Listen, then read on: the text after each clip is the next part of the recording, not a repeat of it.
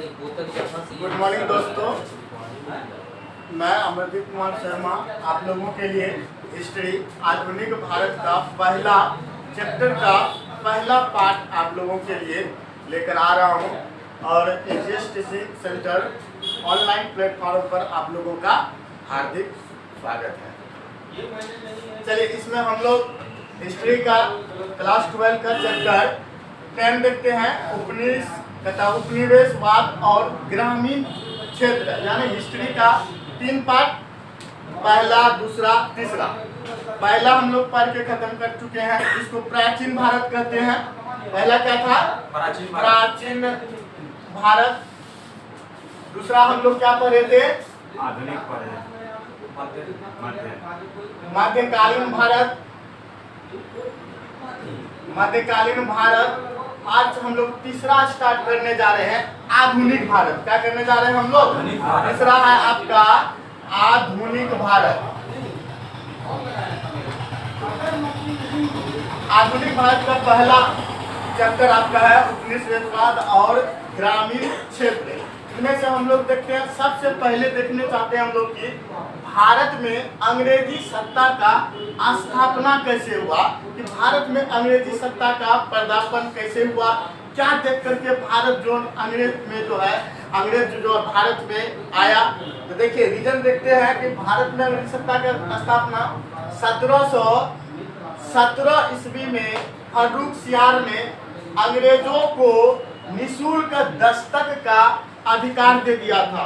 यही रीजन रहा कि निःशुल्क दस्तक का अधिकार, यानी कि अंग्रेजों को भारत में व्यापार करने की अनुमति 1717 ईस्वी में मुगल बादशाह फर्रुख सियार ने अनुमति दे दिया था कि आप मेरे यहाँ आइए और जो है ना, बिना टैक्स का जो है ना व्यापार कीजिए। यही चीज सुन करके अंग्रेज ने भारत की ओर पदार्पण किया।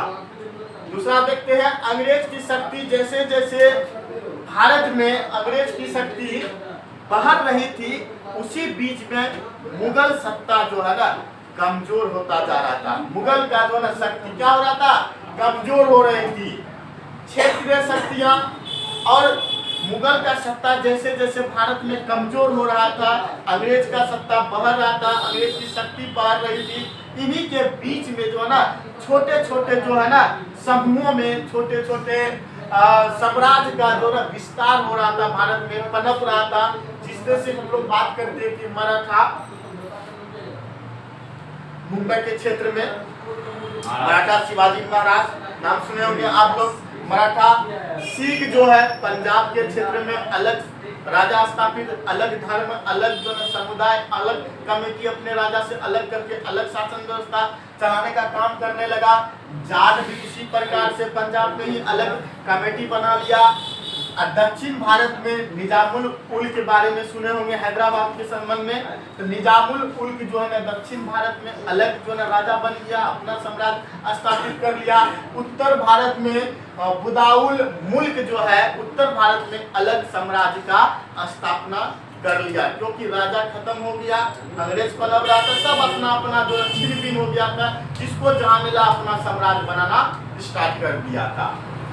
इसी बीच में अलीवर्दी खां बंगाल का क्या था? नवाब था। अलीवर्दी खां बंगाल का नवाब था और इनके सहयोगी घसीटी बेगम, शौकत जंग, राजवल्लभ, ये सब सारा ये क्या थे? राजवल्लभ, शौकत जंग इस समय बंगाल के क्षेत्र का व्यापार थे, बंगाल के क्षेत्र का मुख्य व्यापार के रूप में थे, मुख्य व्यक्ति के रूप में थे। और ये सारा का सारा किसका रिलेशन था? अलीवर्दी खां का रिलेशन था।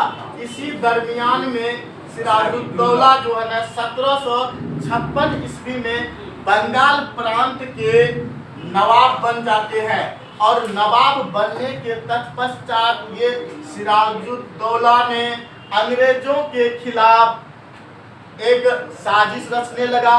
साजिश रचने का रीजन यह था कि अंग्रेजों को जो है क्या कहते हैं, फर्रुख सियार 1717 में दस्तक करने का अधिकार दे दिया था। इसी दस्तक के अधिकार के विरुद्ध जो है ना सिराजुद्दौला को अच्छा नहीं लग रहा था कि उसके प्रांत में आके, दिल्ली वाले प्रांत में आकर के, ऐसा दिल्ली कहते हैं, कोलकाता वाला प्रांत में आके, बंगाल वाला प्रांत में आके कोई अंग्रेज बिना निःशुल्क, बिना टैक्स दिए हुए वहाँ के राजा को व्यापार करेंगे तो ऑटोमेटिक है वहाँ के राजा को अच्छा नहीं लगेंगे। इसी कारण से अंग्रेज के खिलाफ हो गए थे कौन? सिराजुद्दौला। अंग्रेज एक मनमानी कर रहा था। अंग्रेज क्या कर रहा था? व्यापार भी कर रहा था और धीरे धीरे अपना सैनिक सत्ता को भी वहां बढ़ा रहा था, अपने साम्राज्य को बढ़ाने की कोशिश कर रहा था। बंगाल वाले प्रांत में, कोलकाता वाले प्रांत में, मुख्य रूप से कोलकाता की मैं बात कर रहा हूँ, तो वहां पे अंग्रेज क्या कर रहा था? किलाबंदी करवा रहा। किलाबंदी समझते हैं? चारों तरफ से दीवार को घेरवा देना, और चारों तरफ से दीवार घेरवा करके अंदर में अंदर अंग्रेज जो है ना शासन चलाने के लिए एज ए सैनिक का विस्तार कर रहा था, बम, बारूद, कारतूस का संग्रह कर रहा था। और इस चीज का भनक धीरे धीरे किसको लग जाता था? सिराजुद्दौला को लग गया। और ये किले का नाम पड़ा था फोर्ट विलियम किला। फोर्ट विलियम किला कहाँ है? तो फोर्ट विलियम किला कोलकाता में है, जो अंग्रेज ने किले बंदी करके वहां से शासन चलाने का सर्वप्रथम काम किया था। सिराजुद्दौला का इस बात का जो भनक पड़ने के कारण सिराजुद्दौला जो है ना एक बार जाकर के देखना चाहा कि अंग्रेज से कि किला आप दिखाइए, किला के अंदर आप क्या कर रहे हैं, हमको दिखाइए, हम यहाँ के राजा हैं। अंग्रेज ने मना कर दिया, नहीं, किला के अंदर आपको घुसने नहीं देंगे, हम क्या कर रहे हैं, हम जानते हैं किला के अंदर आपको प्रवेश नहीं देंगे। इसी बात को लेकर के सिराजुद्दौला को गुस्सा चढ़ा और अपने सैनिक को लेकर के फोर्ट विलियम किला में अटैक कर देते हैं। और अटैक करने के दरमियान में, फोर्ट विलियम किला में अटैक करने के दरमियान में बहुत ज्यादा मात्रा में वहां के अंग्रेजी सैनिक को पकड़ लिया। अब पकड़ करके एक छोटा सा घर, जिस घर का क्षेत्रफल देखिएगा 18 गुना 14, यानी 18-14 स्क्वायर फीट का जो है ना घर, लमसम यही क्लास के रूम के बराबर होंगे। इतने ही क्लास के रूम के बराबर 146 आदमी को उसी घर में ठूस दिया, उसी घर में पूरा ठूस दिया, कसमकस भर दिया, जिसमें से आदमी एक ही घर में उतना मात्रा में भरेगा तो ऑक्सीजन की कमी तकलीफ तो होंगे, जिसके कारण से 23 ही आदमी वो बच पाया। अंग्रेजी सैनिक या अंग्रेजी व्यक्ति मात्र 23 ही बच पाया, 23 ही बच पाया, बाकी बात अवसा करके मर गया। इस बात को लेकर के अंग्रेज को बड़ी दुख हुआ और अंग्रेज भाग करके जो मेन पदाधिकारी थे विलियम किला से, फोर्ट विलियम किला से भाग करके दक्षिण भारत चले गए थे। और दक्षिण भारत में फ्रांसीसियों के खिलाफ जो है ना क्या करते हैं? युद्ध करते हैं। और फ्रांसीसियों के खिलाफ युद्ध करके दक्षिण भारत में फ्रांसीसी को हरा देते हैं। हराने के तत्पश्चात जो है ना अंग्रेजों का मनोबल जो है ना बढ़ जाता है कि फ्रांसीसी को हराने के बाद वापस से एक बार फिर से जो है ना कोलकाता में वहां के जितने भी सैनिक थे सबको नाव के माध्यम से, जल के रास्ते से कोलकाता हुगली नदी पर उतार करके सैनिक का मात्रा में सिराजुद्दौला के खिलाफ जो है साजिश रच देते हैं। और उस साजिश में देखिए 20 जून कोई आकर मुझे साजिश रच देते हैं। और साजिश के दरमियान जो है ना, जो कहते हैं 20 जून 1756 में फोर्ट विलियम किला पर जो आक्रमण करके सिराजुद्दौला जीत लिए थे, जीतने के पश्चात वहां के रख रखाव के लिए मानिकचंद को नियुक्त किया था। किसको किया था? मानिकचंद को नियुक्त करके सेंटफोर्ट किला में छोड़ दिया था कि आप यहाँ का एज ए सैनिक हैं, आप यहाँ पे देख रेख कीजिए। और मानिकचंद क्या कर देते हैं?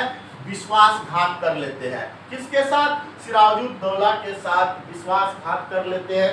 विश्वासघात करने के तत्पश्चात क्या होता है कि अंग्रेज ने वापस से फिर जो है सिराजुद्दौला के खिलाफ अटैक कर देते हैं। और अटैक करने के तत्पश्चात जो है ना मानिकचंद तो रहता है सिराजुद्दौला से मिला हुआ, अंग्रेजों से मिल जाता है और मानिकचंद के द्वारा इनके जो सेना रहते हैं इस युद्ध में लड़ता ही नहीं है, आगे बढ़ता ही नहीं है। तो जब युद्ध में आगे नहीं बढ़ता है तो क्या होता है?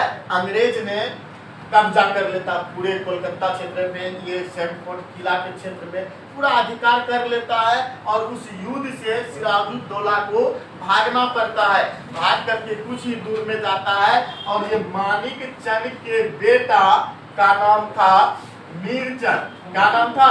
मीरचंद। मीरचंद ने खदेड़ करके सिराजुद्दौला को पकड़ लेता है और सिराजुद्दौला की हत्या कर देते हैं। हत्या करके सिराजुद्दौला को खत्म कर देते हैं और वहां का शासक जो कोलकाता का शासक, बंगाल प्रांत का शासक जो अंग्रेजों के हाथों में चले जाता है। और उस जगह अंग्रेजी नवाब की कमजोरियां को पता चल जाता है। इस कारण से अंग्रेज ने अटैक करके कोलकाता पर अधिकार कर लिया और कहते हैं सिराजुद्दौला की हत्या हो जाती है। और पुनः एक बार जो है ना वापस से क्या कहते हैं इसकी दरबारी मीर जाफर, मानिक चंद, अभिचंद, जगत से ने मिल करके क्या करते हैं साजिश के षड्यंत्र करके इसका पत्ता यहाँ से कोलकाता से सिराजुद्दौला का साफ कर देते हैं। उसके बाद जो है ना वहाँ के शासक बन जाते हैं। आप देखो मीर जाफर को अंग्रेज ने वापस से वहाँ का शासक बना। अंग्रेज बड़ी होशियार रहता है, खुद नहीं करता है, वो जीत करके उसी पर को किसी को भारतीय को रख देता था और उस पर अपना अधिकार जताने का काम करता था। इसी कारण से अगला युद्ध कौन सा स्टार्ट हो जाता है? प्लासी लड़ाई, बैटल ऑफ प्लासी, प्लासी का युद्ध। देखते हैं प्लासी का युद्ध आपका 23 जून 1757 ईस्वी में हुआ था। इसमें होने का कारण देखिएगा कि अलीगढ़ संधि हुआ था। अलीगढ़ संधि के तहत जो है ना इस युद्ध को विराम किया गया था। कौन सा युद्ध? सेंट फोर्ट किला का जो युद्ध हुआ था, इस युद्ध को विराम दिया गया था। लेकिन कहता है कि प्लासी युद्ध होने का रीजन क्या है कि इस युद्ध अलीगढ़ का युद्ध का उल्लंघन कर देता। उल्लंघन करने के कारण से वापस से प्लासी का युद्ध होता है, इसका आरोप लग जाता है। आरोप के कारण से प्लासी का युद्ध स्टार्ट हो जाता है। 23 जून 1757 में केवल इस युद्ध कैसा रहा था? प्लासी युद्ध नाम मात्र के युद्ध रहा था, क्योंकि मीर जाफर अंग्रेजों का साथ दे रहा था और युद्ध में प्लासी के लड़ाई के युद्ध में सिराजुद्दौला की ओर से इसका मीर जाफर ना लड़ा ही नहीं था, बस युद्ध स्थल में जाकर के खड़ा रह गया था। अब सेना को इजाजत देगा सेनापति तब तो लड़ेगा, सेनापति को इजाजत ही नहीं दिया, युद्ध में बस खड़ा रहा, जिसके कारण से ये युद्ध प्लासी का युद्ध हुआ ही नहीं। अंग्रेज को जो नाम मात्र करे प्लासी का युद्ध, अंग्रेज ऐसे ही जीत गया, सेना की ओर से लड़ा ही नहीं, तो युद्ध हुआ ही नहीं, अंग्रेज ऐसे प्लासी का युद्ध जीत लेते हैं।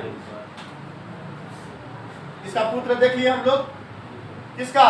मीर जाफर का पुत्र मीरन। मीरन ही किसका हत्या किया था? सिराजुद्दौला का हत्या किया था। अगला नवाब कौन बना आपका? मीर जाफर। मीर जाफर नवाब बनने के तत्पश्चात देखिए अब इस युद्ध प्लासी के युद्ध में सिराजुद्दौला की हत्या हो गई। मीर जाफर को अंग्रेज ने गद्दी पर बैठा दिया, बंगाल प्रांत का गद्दी पर बैठा दिया और मीर जाफर को कहा कि देखो कि इस युद्ध में मेरा बहुत ज्यादा क्षति हुआ है। प्लासी के युद्ध में अंग्रेज का बहुत ज्यादा क्षति हो गया, तो मीर जाफर को बोला तुमको इस प्रांत का हम राजा बनाते हैं, लेकिन तुमको इस प्रांत से ना टैक्स वसूल करके जितना मेरा क्षति हुआ है वो आपको पूर्ति करना होगा।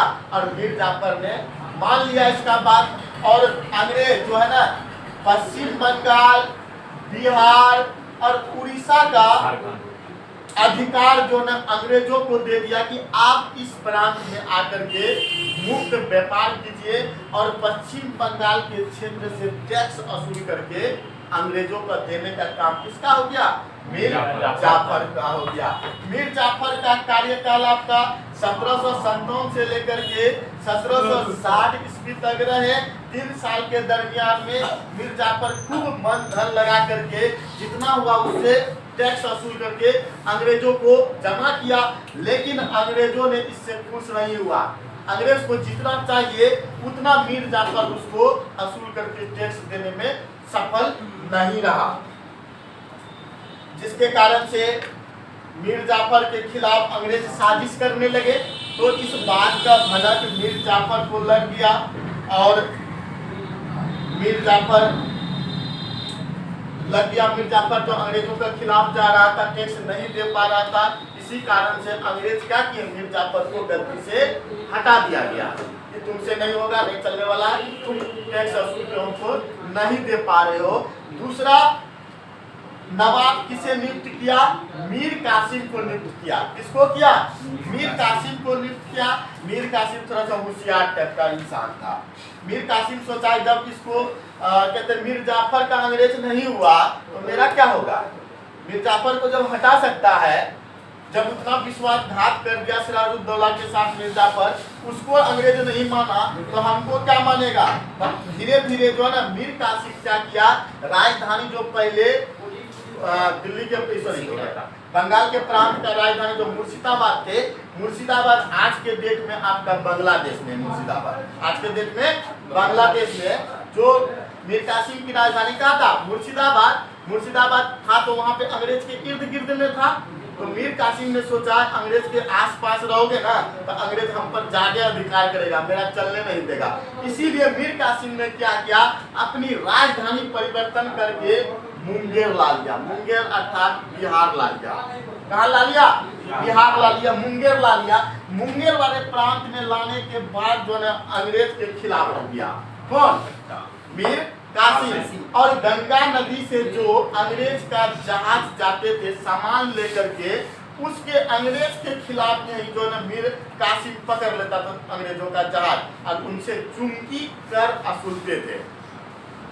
इस देके जाओगे तुम कोलकाता जाओगे इधर से तो तुम यहाँ पहले टैक्स दो हमको तब तुम जाओ। इससे अंग्रेज उनसे खपा हो गया था मीर कासिम से। और मीर कासिम आके कहाँ कर दिया था, मुंगेर में राजधानी बना करके मुंगेर में ही इसने अपने कारखाना खोल दिया था। कैसे कारखाना, कारतूस बनाने का कारखाना, कट्टा बनाने का कारखाना, बम बारूद ये सब का कारखाना मुंगेर वाले प्रांत में खोल दिए थे। आज के ही डेट में आप लोग देखते होंगे तो मुंगेर में अभी भी कट्टा बनता है, तमंचे बनता है, तमंचे जिसको कट्टा कहते हैं, आज भी बनता है। उसी का देन है कि वहाँ के जो उनका दादा पोता सब जो काम किए होंगे सीख तो लिया होगा, वो सीख लिया है। अभी भी चोरी छिप के अभी भी कहीं कहीं मिल करके अपना घरे में हुआ जहाँ हो ये तमंचे बनाने का काम अभी भी सिलसिला मुंगेर के प्रांत में चलता है।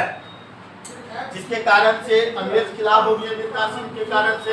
यही कारण रहा कि अंग्रेज जो है इस पर धावा बोलने के लिए तैयार हो गया। किस पर, मीर कासिम पर। मीर कासिम को इस बात का डर लग गया था कि अंग्रेज किसी वक्त हम पर अटैक कर सकता है, हम कमजोर अकेले हैं तो अंग्रेज हमको मार सकता है। मीर कासिम ने क्या किया, क्यों न हम समूह बना ले, हम एक संगठन बना ले जिसने कि बक्सर युद्ध का जन्म दे दिया। ये समूह ही बक्सर युद्ध का क्या दे देता है, समूह संगठन दे देता है। तो बक्सर युद्ध में देखिएगा आ जाता है आपका बक्सर युद्ध।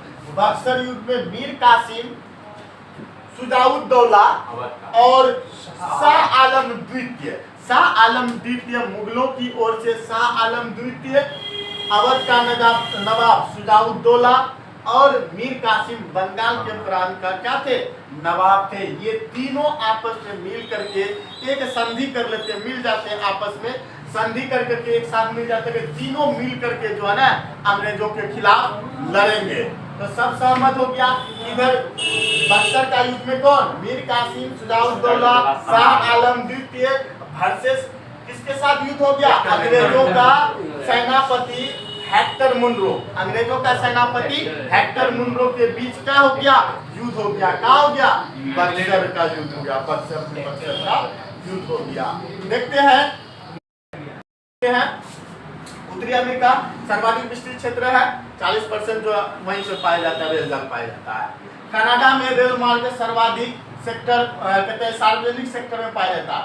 सार्वजनिक मतलब होता है सरकारी सेक्टर पाया जाता है। कनाडा में रेल सेक्टर कैसा है, सार्वजनिक। और बाकी बार ये सब देश में डेवलप कंट्री जो है वो निजी कर दिया है, प्राइवेट कर दिया। जैसे भारत में प्राइवेटेशन चल रहा है ना, प्राइवेट कर रहा है ना, उसी प्रकार से ये अमेरिका सब में प्राइवेटेशन किया हुआ है, रेल मार्ग को प्राइवेटेशन किया हुआ है। लेकिन कनाडा में कैसा है, सार्वजनिक है, सरकारी रूप से अभी भी वहाँ पे चल रहे हैं।